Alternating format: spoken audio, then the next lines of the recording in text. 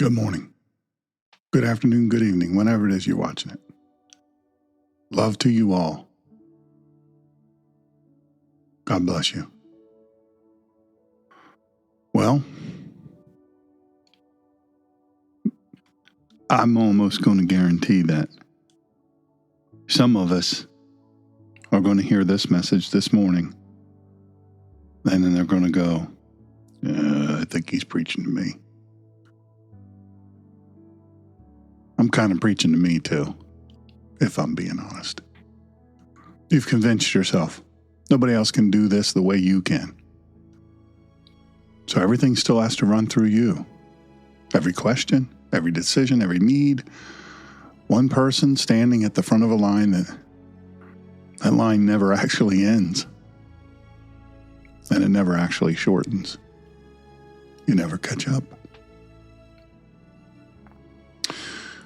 Moses believed the exact same thing until somebody outside his own camp, someone who'd never carried what he was carrying, looked at his day from a distance and said plainly, "Hey man,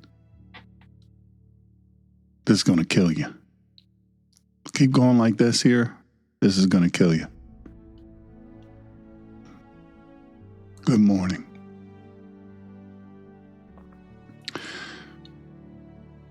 When I wrote this episode, I thought, should I? But then I decided, yeah. Because there are lots of people listening from all kinds of different, I got to get the hair out of my eyes. You know, if you're listening on audio, you will not get to see the fact that I don't have hair to get into my eyes. That was a joke. I'm just joking you. So, yeah, I thought about it as I was writing this, and I said, well, some of the folks work, they have jobs, some own businesses. There are some that listen here that are extremely successful business owners. And then there are others who are retired. And some go to work every day and they grind it out and they barely make it. But they make it because they don't quit. And then there are some who are people that need to do everything themselves. It's not because they think everybody else is inferior or incompetent. It's just sometimes that's what we do. And sometimes that thing, that tendency, one of these days is going to kill you. So shalom. On that bright note, I promise you it gets brighter.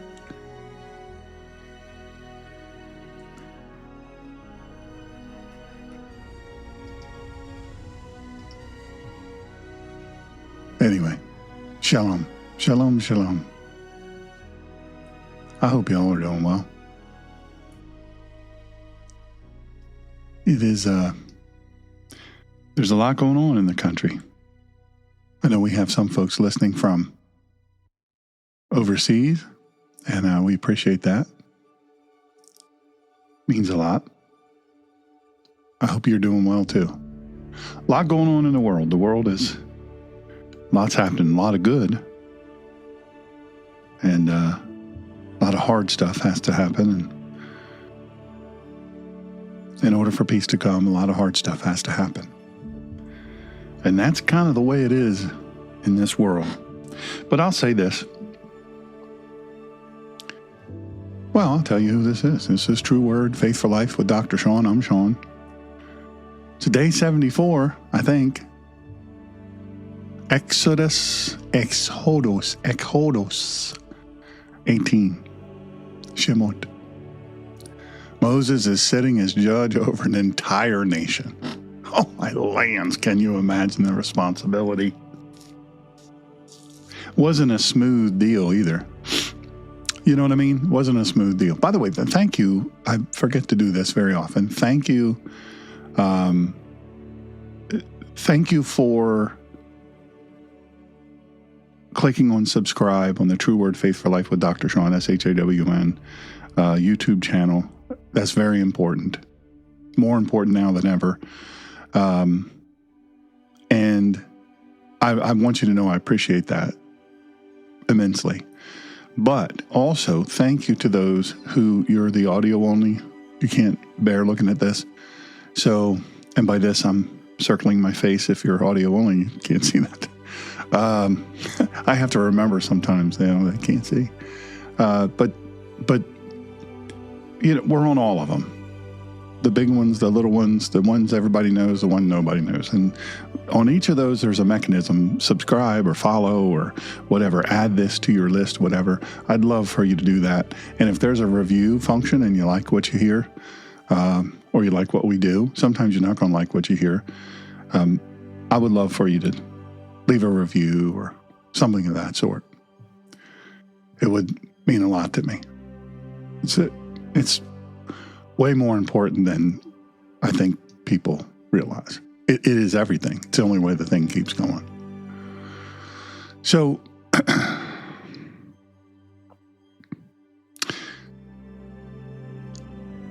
Exodus 18, and I study when I can. I have trouble sitting up or, like this.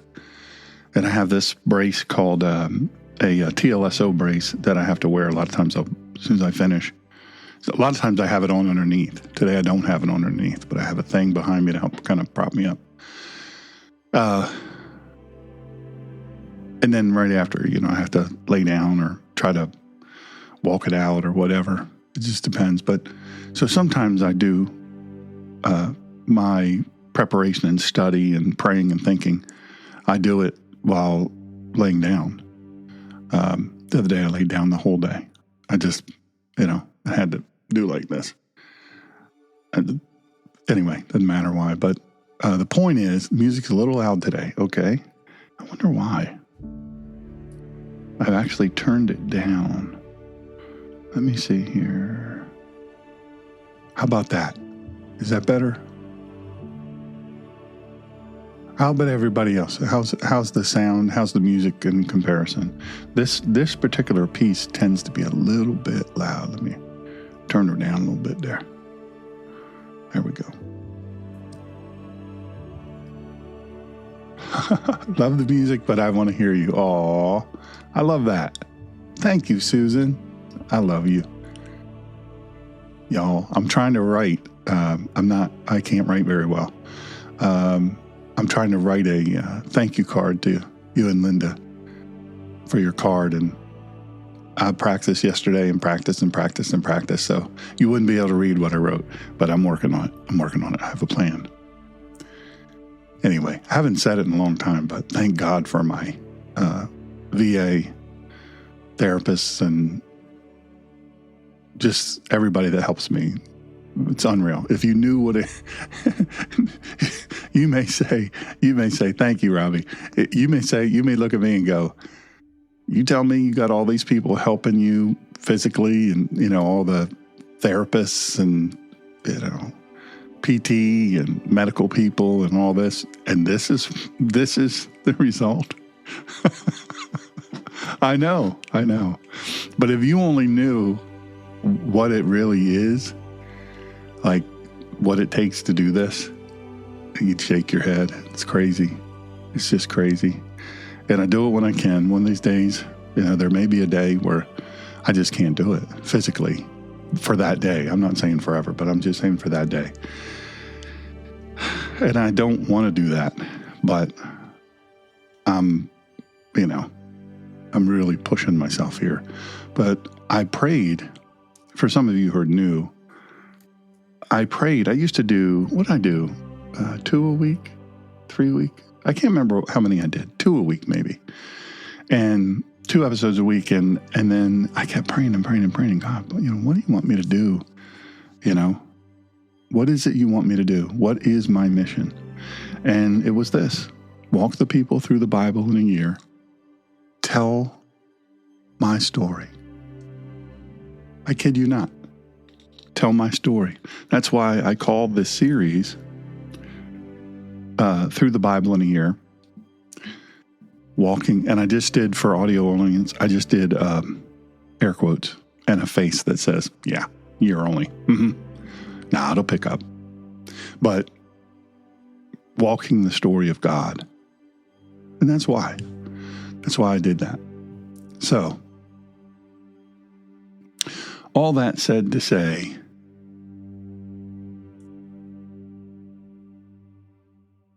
you know, this is what he told me to do, so I'm doing it. And as long as he gives me breath in my lungs and gives me the ability to keep after it, I'm going to keep doing it. He has the button, the on and the off button. He has that for all of us.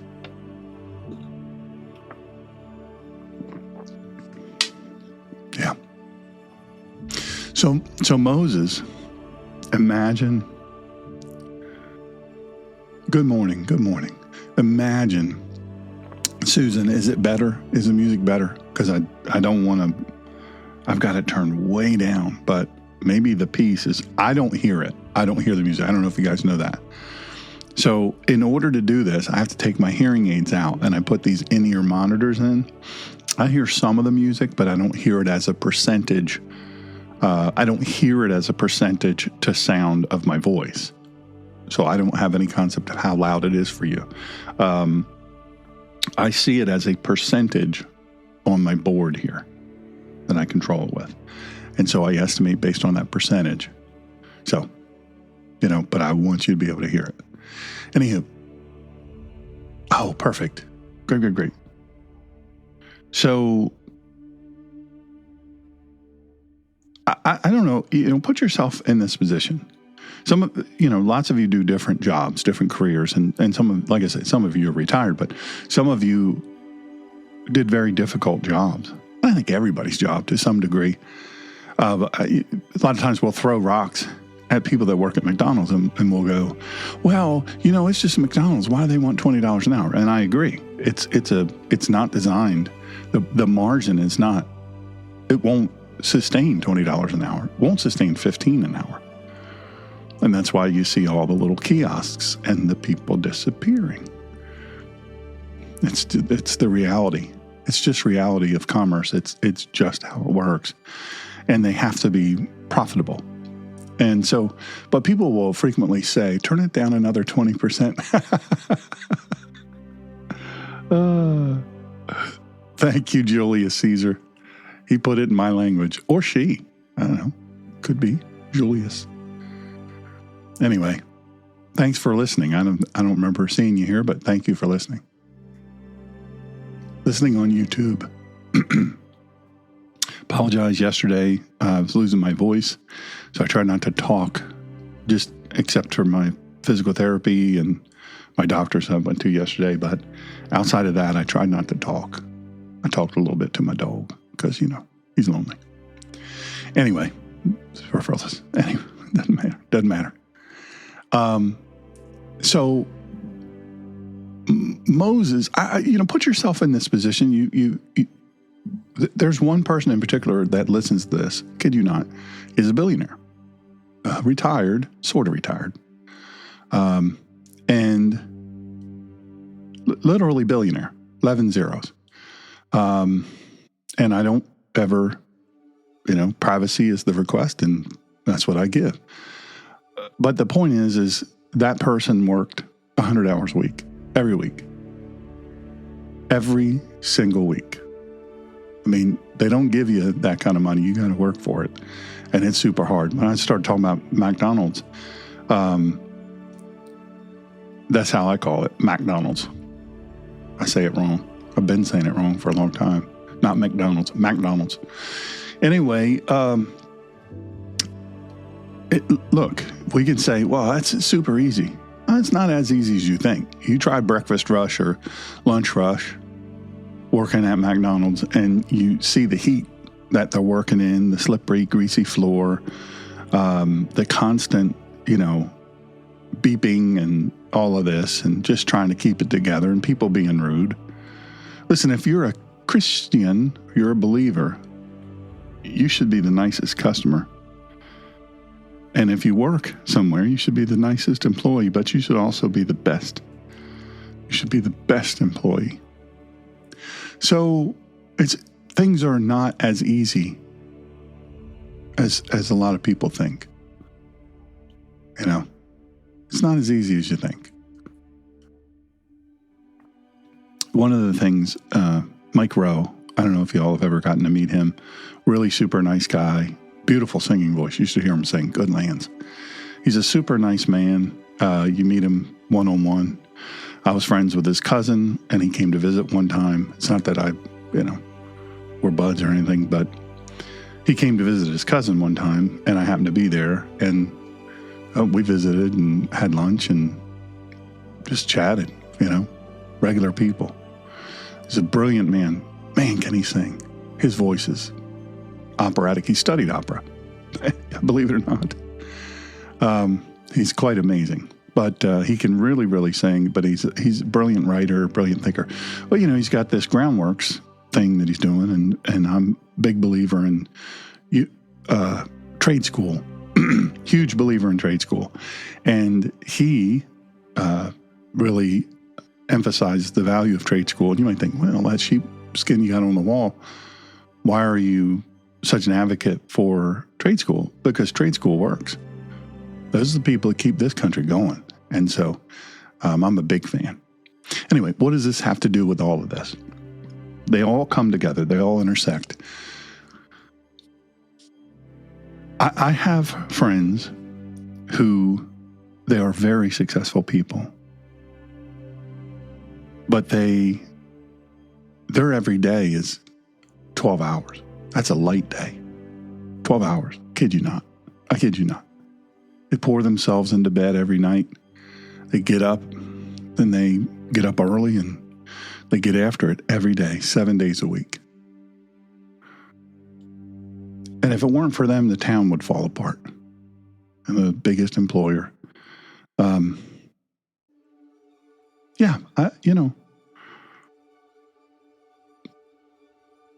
There's this thing. There's a book called Stress for Success. If you want to read a really good book, there's two books I think are really good to read. Oh, I forgot to show y'all. Hold up. Look here. Look there. Huh? What about that? The final two Bibles, these are the ones that are going to be, I have it set to give to certain family members when I pass. Isn't that beautiful? Looky there. Full yap. That's what this is called. The overhang is called the yap, and that protects the page. See how it folds together like that? Beautiful. MooseWorks. Melissa did a grand job. Well, look here. I love it. These Bibles will last forever. MooseWorks Bible. Etsy. I'm telling you. Yeah, that's a real name. Melissa Etsy couldn't ask for a nicer person either. She's wonderful. Anyway. As you might notice, I'm struggling a little bit today to breathe. So, pardon and bear with me. I mean, if you want, you don't have to. Nobody's forcing you, but yeah, Robbie, I know they are beautiful, aren't they?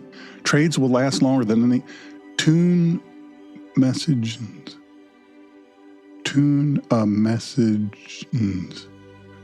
I don't know how you say that, but I like it. Trades will last longer than any other occupation. Amen. I am such a fan. Well, I started to tell you. So Mike Rowe, very humble man, extremely accomplished and very, very successful. We talked about the trades and the balance and imbalance of trades to white coat professions and blue collar professions and the importance and the crossover there. But the people that have the power and control are the people that repair your car. Because now it's a computer, it's a rolling computer.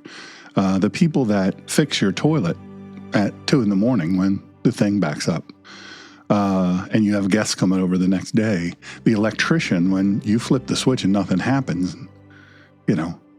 welders and carpenters and HVAC and building automation systems and all of that.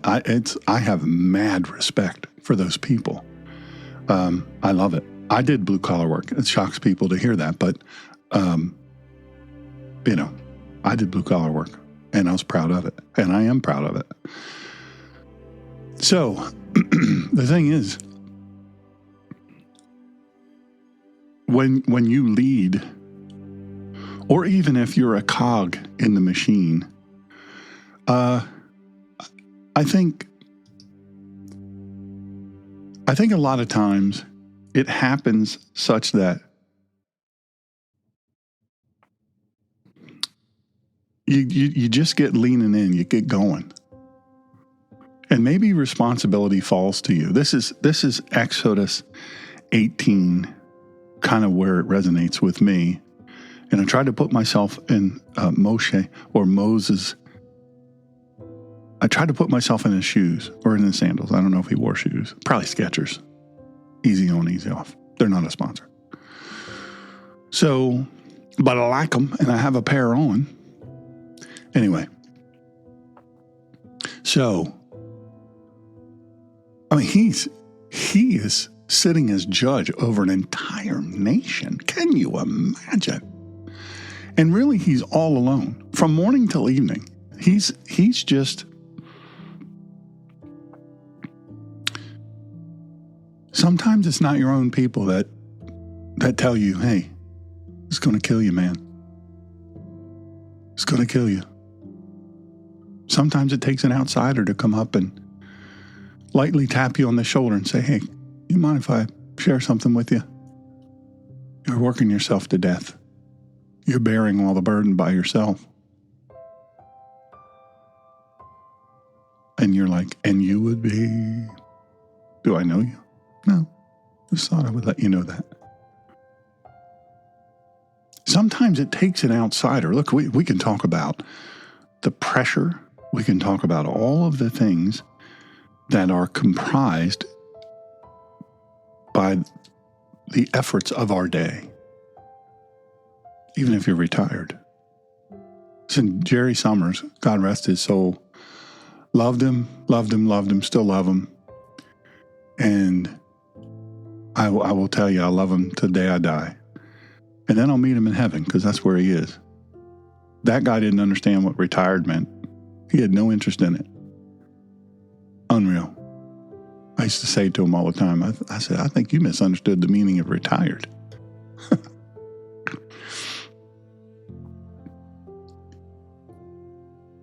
Some people, their life is lived without balance. I started to tell you about 2 books, and I want to finish telling you that. You might want to write these down unless you're driving. Stress for Success by Dr. Jim Lohr. Loehr. Wonderful man. Brilliant. Such a nice man. Really good what he does. And Stress for Success. And it talks about the difference between linear stress and oscillating stress.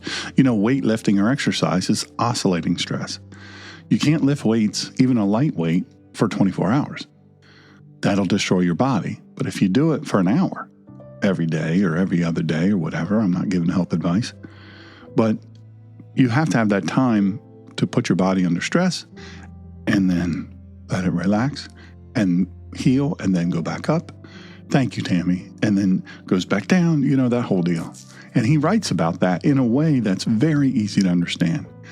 It was a light bulb moment. These books are old. They're like from the 90s. And, just an amazing. And I took a seminar and eventually, advanced in that program where you really learn what's behind it, the research and all that, and how to present it and all that. Anyway. But then there's another book called Good to Great, and that's by Dr. Jim Collins. And wonderful, wonderful person. Wanda Fay asked, good morning, how you feel about UFO? Some people believe they are falling angels. First of all, welcome. Thank you for listening. Welcome, Rocket Man 232, and several of you others I see popping up. It goes too fast for me to catch a lot of it. You guys might be surprised to know that. And it's just buzzing the thing, and I don't know how to stop it. So, click on it. I've tried that, and that doesn't work.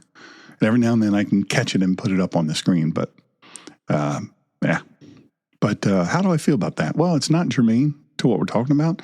I have done some episodes that are related to extra, out their stuff. And so, I don't know. I would love to tell you that I know a lot about it. My personal belief is that I don't care. That sounds so dismissive, but I don't care. I don't care about UFOs. I don't care. Can't affect it. Can't affect it, what they are, what they aren't. They could be any number of things. Do I believe that there are things outside Earth? Yeah, of course I do. Why wouldn't there be? But do I care? No. When I get to heaven, and I'm not trying to be dismissive to you. This is just really what I feel about it. When I get to heaven, maybe I'll meet some of them if they know the Lord. Fallen angels? I don't think so. I don't think so. If they were nefarious, we'd know it by now. That's kind of where I stand with it. That's the short and the sweet on it. Anyway, so in Good to Great, that's a book with also from the 90s. I've sat under his teaching as a professor, and Good to Great is still, I think, the best-selling business book of all time. And so he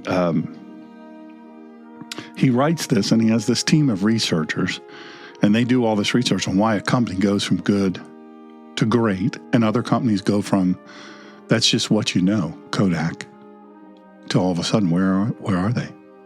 And then he really goes granular on the research on how do certain companies go from good to great? What's their strategy?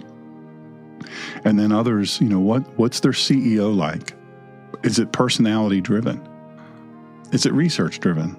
Has the person leading the company or founding the company or whatever, do they have a backup plan? You say, what in the world has this got to do with anything? It has everything to do with it. Do they have a backup plan? Do they have a succession plan? Or does the company die with them? Listen, if you're self-employed, there's a difference between being in business and being self-employed. If you're self-employed, you're the one, the business rises and falls on you. You don't go to work, the business doesn't, it just falls away. And if you don't have a succession plan, it will fall away because at some point you're going to close your eyes for the last time. And if you know the Lord, you'll open them to the face of Yeshua.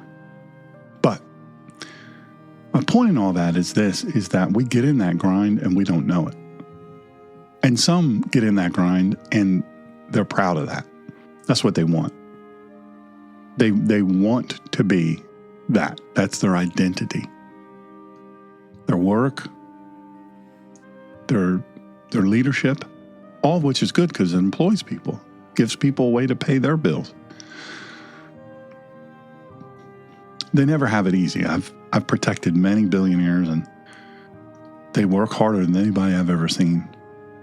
Honestly, I knew I've worked 18-hour days on a regular, but man, the stress on those folks, it's wild. So sometimes it takes an outsider to say, hey man, hey lady, you're going to die, you keep this up. Now, if it's a person that doesn't have two pennies to rub together, they're not probably going to pay any attention to you. They're going to be like, hey, I employ 100,000 people. You can't pay your bills. You're telling me about balance? You're telling me about success? You're telling me about how to achieve? Well, I don't think so. You know what I mean? You get where the conundrum is.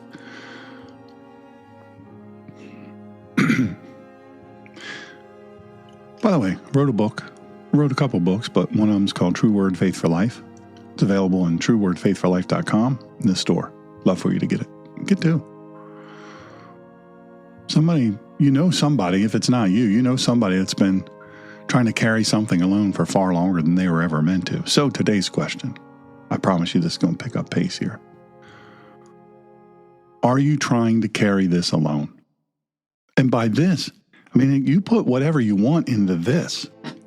You know what I mean? Put whatever you want in there. The this that I'm saying, who knows? Who knows? be any number of things that's your this. Retired?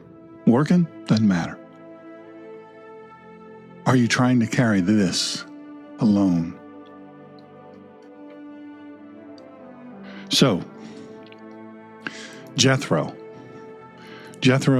this is Moses' father-in-law. He's his wife's daddy and a priest of Midian. He hears everything God has done for Moses and for Israel, and he brings Zipporah, was her name, and her 2 sons out to meet him at the mountain of God. Her sons carry names that told their own story. Gershom, meaning I have been a sojourner in a foreign land, and Eleazar, meaning God of my father was my help and delivered me from Pharaoh's sword. Ooh. Even the names Moses gave his own children were small acts of testimony. It's quite amazing. Hebrew, the ancient Near Eastern language, culture, and context of Hebrew, Aramaic. Everything has a meaning. There's very few words in their vocabulary, but so many things mean many different things depending on where they are and what they do, how they're used. It's a phenomenal language. Not just it's a phenomenal, amazing language. It's a phenomenal language, meaning things change based on context. That's why learning the ancient Near Eastern language, culture, and context is so important if you want to understand. It's my belief that's what you got to do. That's why I'm here. So Moses gave his own children, they were small acts of testimony. The same discipline this whole week has already traced back to the Song of the Sea. Specific, spoken, never left vague. The 2 go into the tent and Moses tells them everything, every plague, every hardship, every deliverance. And Jethro rejoices over all of it. And he says, now I know the Lord is greater than all gods. Amen. He offers a sacrifice, and Aaron and the elders sit down to eat bread with him before God. Then the next day arrives, and Jethro watches Moses go to work. Moses sits to judge the people, and the people stand around him from morning until evening. Every dispute, every question about God's statutes, funneled through one man. Can you imagine? Jethro asks him directly, what is this you're doing? Why do you sit alone while everyone stands around you all day? And Moses explains, the people come to inquire of God. And when there's a dispute, I decide between them and I teach them God's statutes and laws. Jethro, his response doesn't soften anything. What you're doing is not good, he says. You will surely wear yourself out, both you and the people with you, because the thing is too heavy for you. You're not able to do it alone. Then he gives specific counsel. Look for able men from among the people, men who fear God, who are trustworthy, who hate a bribe, and place them as leaders over thousands, hundreds, fifties, and tens. Let them handle the small matters. Bring only the great matters to you. If you do this, Jethro tells him, God will direct you, you'll be able to endure, and the whole people will go home in peace. Moses listens to his father-in-law's voice and does exactly what he said. He chooses able men from all Israel, sets them as leaders over the people, and he lets them judge the smaller cases while the hardest ones still come to him. Then Jethro says goodbye and returns to his own country. There's heavy theology here. 4 things in this chapter carry a whole bucket worth of weight, and that makes it worth going, let me put it back into first gear here for a second. Number 1, first notice who delivers this correction. Jethro isn't an Israelite. He's not a Jew. He's a Midianite priest. He's an outsider to the covenant. And God still uses him to hand Moses wisdom Moses badly needed. And apparently he couldn't see it for himself. Isn't that the way we often are? Truth doesn't stop being true because it comes from an unexpected source. Second, Jethro names the real cost with total precision. You will wear yourself out. Both you and the people with you. This wasn't only Moses' problem. Every single person standing in that line all day was paying for the system too. Waiting hours for decisions that never needed to reach Moses at all. Third, the solution was never Moses stepping back entirely. The hardest cases still came to him. This wasn't abdication. It was right sizing. It was matching the weight of each decision to the person actually equipped to carry it. And then fourth, the qualification for these new leaders wasn't primarily talent or availability. Able men who fear God, who are trustworthy, who hate a bribe. The character came before competence in every single requirement Jethro listed. Character.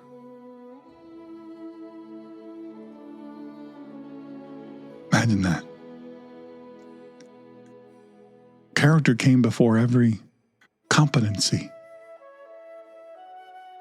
Put together, this chapter says something that cuts against a very, very common instinct. Wisdom can come from outside your own camp. The weight of doing everything alone costs everything around you, not just you.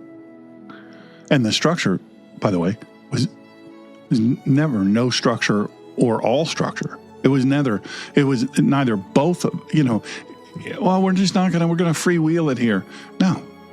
And it wasn't, we got to have a meeting to discuss having meetings and a committee to discuss having committees. No, it was a balance, the right structure carried by the right people. Here's where this gets personal. Because, most of us we've run our own version of Moses' morning to evening line. We're convinced that if we don't personally handle every decision, every need, every question, something essential will be lost. Something critically important won't be handled the way it should be handled, and everything will fall apart. That conviction usually is packaged as devotion. This chapter suggests it might actually be a blind spot, one that costs the people around you as much as it costs you. Now, let me address something really quick. I talk a lot about Shabbat or Sabbath, and I've done multiple episodes on it. I've done thousands of episodes, so they're all free at True Word Faith for Life with Dr. Shawn. You want the one that has just under 4,000 subscribers. You want that one. The other two, they are backup, just in case I ever get deplatformed, which can happen. It has happened, and I'm getting throttled now, as you noticed. Just keep listening, keep sharing, keep engaging, comments, likes, all of that. It's critical. Seems like a small thing, but it's not. It's everything. That way you overcome the algorithm. Anyway, so look, how do I put this kindly and gently and not judgy? There are times in our lives where big decisions have to be made and we have to make them. That's the way it is sometimes. But we don't need to micromanage everything. And by the way, Moses wasn't lazy.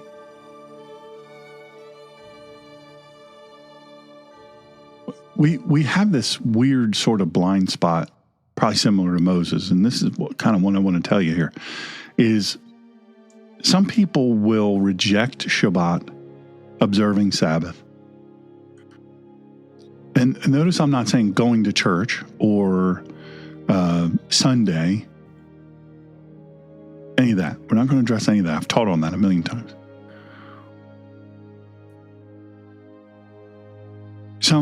Many will say, I don't go to church because, I'm busy. I run a business, or I have this important role at this company, and if I'm not there, have to feed my family. I have responsibilities. So I get it. I get that. Hey, I'm just being responsible. I'm just being dedicated.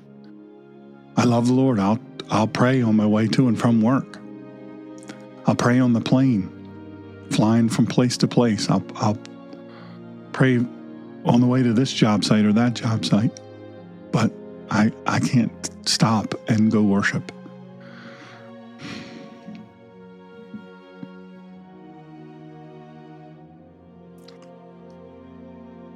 Forsake not the assembling of the saints.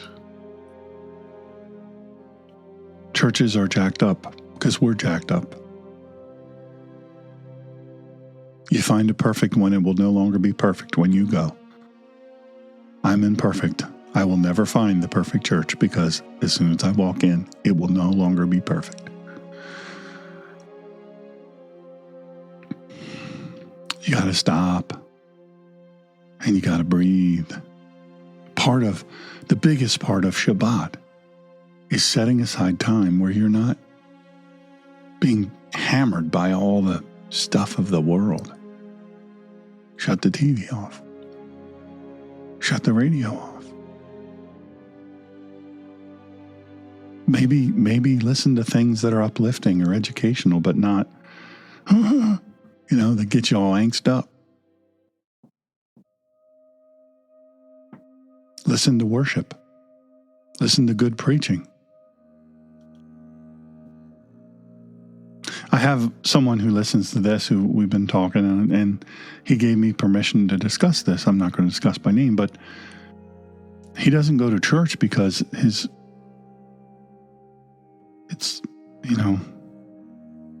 brings up memories that are very difficult for him. So he worships at home.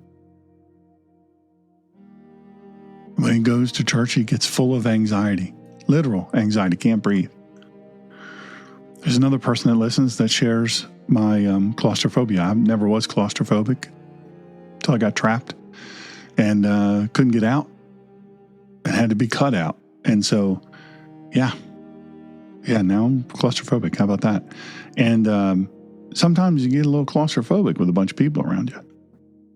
There's 1,000,001 reasons, and I don't minimize any of them. The biggest one that I say that's so important is this. You got to fight through. You got to fight through and look around and see other people worshiping and hear them worshiping. And be led and be taught because you're not alone. Are those people perfect? No.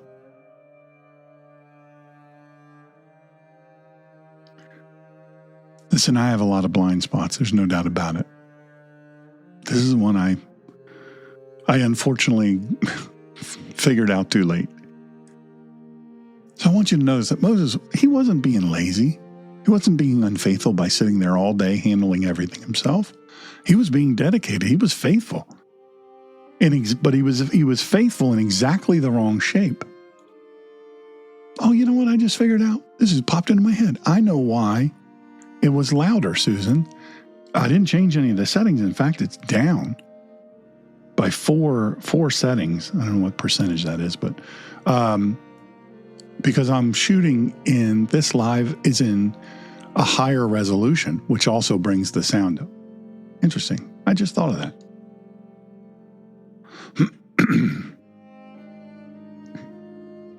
Listen, Moses was working his face off, doing what he believed God called him to do.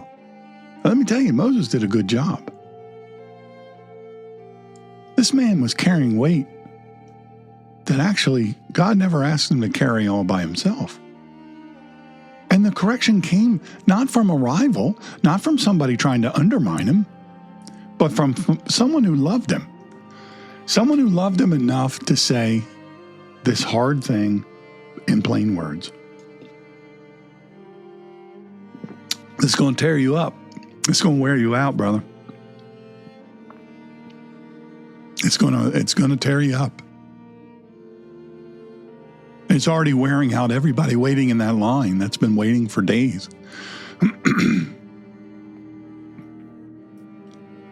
If somebody in your life's ever said a version of that to you, then you brushed it off because they didn't fully understand what you carry, and maybe you didn't give much weight to what they were saying. Maybe you didn't give much weight to them. This chapter asks you to consider that they might have seen something true you genuinely couldn't see from the inside out. What would it actually cost you to hand the smaller matters to somebody trustworthy, so the hardest ones could finally get the attention they deserve? Listen, there's absolutely a risk. Someone may appear to be really squared away and have all of the character and even the competencies to do good in a deacon role or leadership role, a support role. And they may look like that, but they may be jacked up in real life. And that eventually begins to show, and the cracks in their character begin to show. Centuries later, the apostles found themselves in almost exactly Moses' position, overwhelmed by the daily needs of a growing community. Followers of the way, until they appointed 7 men full of the Spirit and wisdom to handle what was rightfully theirs to carry. And that freed the apostles to devote themselves to prayer and the ministry of the word. Because it's hard. I'm not gonna lie to you. There's many of my friends have said, dude, we don't hear from you anymore. Well, it's Exodus 18 all over again. Wise structure, character qualified leaders, and a burden finely sized to the people actually meant to carry it. Yeshua himself, Jesus himself, he modeled this before any of it. He had unlimited capability, and still he chose 12. You ever think about that? He had an unlimited capability, but he chose 12 men. And then he sent out 70 more. Unlimited capability. Chose 12 and sent out 70 more. Good lands. He distributed the work of the kingdom rather than insisting it all run through him personally, even though he alone could have handled every single request himself. And when the weight finally does need to land somewhere, it can actually be carried without breaking. He's the one who says, "Come to me, all who are weary and burdened, and I'll give you rest. My yoke is easy and my burden is light." Look, the hardest cases of Exodus 18, they still went to Moses. The hardest case of all, the weight of every sin ever committed, went to the cross, carried by the one who never needed help to hold it up. He's not asking you to carry what was never yours to carry alone. And that's sin. That's your hurts, habits, and hang-ups. He never asked you to carry all that by yourself. He already carried the one thing that actually required it. You say you want a way to obey in a concrete way? Okay, I'll give you some ways. First, name one area where you're currently doing everything yourself, and that could genuinely be shared with somebody trustworthy. Number 2, identify who around you has the character, not just the availability, not just they can talk a good talk. I mean, they have the character.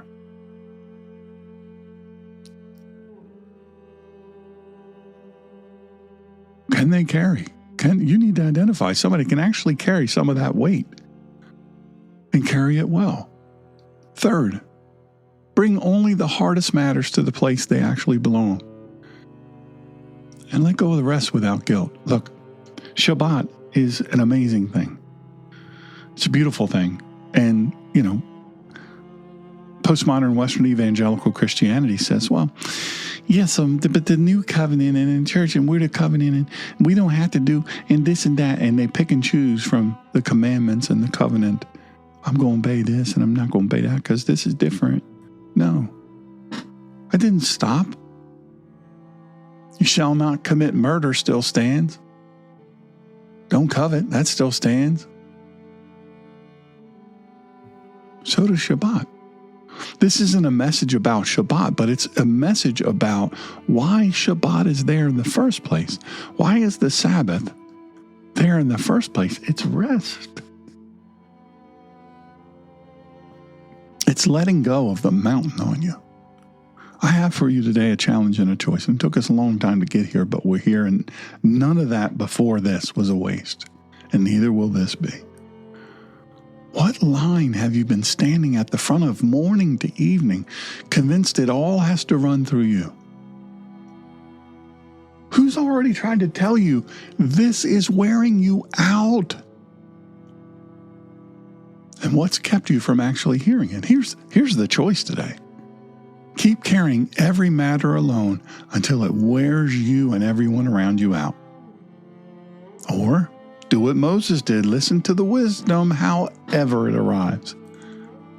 And let the right people carry the weight they were actually equipped to carry. Pray with me.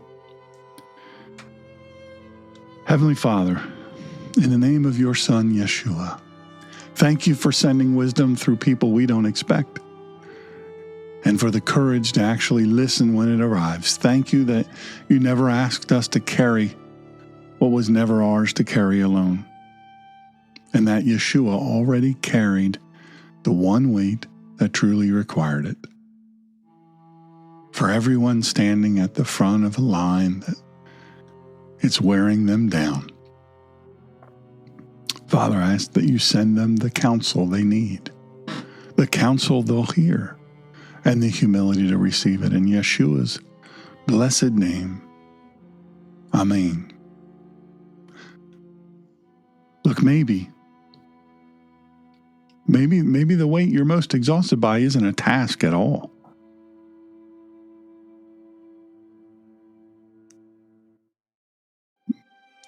Maybe it's the burden of trying to carry your own life without God, without the Lord. He's been offering to carry it with you the whole time. If that's you, I want you to pray with me. Pray it and mean it. Resolve it today. Handle it. Simple. Yeshua, I need you. Pray it and mean it. Yeshua, I need you. I believe you died for me and rose from the grave. Listen, if you don't believe it, there's no point in praying it. I believe you died for me and rose from the grave. I surrender my life to you today. He'll know if you're serious or you're not. I surrender my life to you today. Forgive me. If you don't want that, if that's not what you want, because you don't think you need forgiven, then ain't no point in praying it. But if you mean it and you understand it, Father, forgive me, fill me, lead me. I'm yours. In your name, Amen.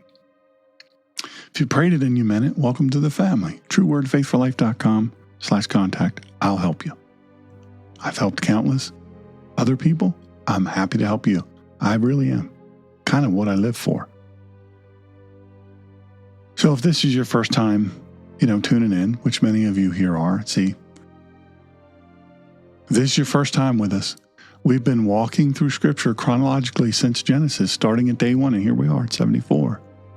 This is Friday. This is Shabbat, and Sunday we meet again at 6:30 p.m. and we go over all the things that we couldn't cover. And here's the thing. I do a blog post and a study guide. It's detailed. And every week, the end of the week, you'll have that available to you. It's free. TrueWordFaithForLife.com. The only thing I ask, you can copy it, you can share it, you can use it as devotions, you can use it as Bible study. There's a couple people that are using it for their small group. They meet once a week. They take that and they work their way through it. I give you discussion questions. I define Hebrew words that maybe we didn't get to, give you a little bit of, structure of the words and that. And then I give you an annotated bibliography, Turabian style bibliography and annotated footnotes throughout. Whatever sources I use, you have them. The only only thing I ask is when you copy it, copy the copyright line as well. That's all I ask. I don't charge a thing for it. So I'd love for you, if you've just tuned in, you can go back and listen to all of these episodes. You can start at day one. And you know what? You can also listen currently. But during the week, listen to day one, maybe on your drive to and from work, or on your drive to and from the hospital to visit people, or the grocery, or maybe walking around whatever, you can listen to it. It's free. A line. I want you to imagine this in your mind, a line, morning until evening. And one man carrying what was never his to carry alone. And here comes an outsider's voice, plain and unafraid. This will wear you out. So whatever you're carrying by yourself right now, it was never meant to end at your door alone. If somebody you know has been standing at the front of their own line for far too long, send them this episode. Tell them it's time to let the weight land where it actually belongs. I'm going to pray this blessing over you in Hebrew, and then I'm going to translate it to English. I want you to receive this until Sunday at 6:30 p.m. Eastern Standard Time. By the way, I love to hear from you all. I love it. I love when you send me messages and emails, and some of you have my personal direct contact, and you send me that. I love getting the contacts through the website. I love all of that. It shows me this is landing, even just a little bit. Now, I want you to hear this, and I want you to feel it. I'm nobody special. I trust me when I tell you, I'm nobody special. I'm just telling you, in the language of God, Leshon Adonai Elohim. I'm telling you in the language that he communicates with, that he chose for Yeshua, his son, to communicate with. And then I'll translate it in English. Are you ready? Yiveraka Adonai v'rishim raka. Ye'er Adonai panav elecha v'chunaka. Yisa Adonai panav elecha v'yasem lecha shalom. May the Lord bless you and keep you. May the Lord make his face shine upon you and be gracious to you. May the Lord lift up his countenance upon you and give you peace. Until Sunday at 6:30 p.m. Eastern Standard Time. Shalom b'shem Yeshua. Shalom alaikum. Shabbat shalom.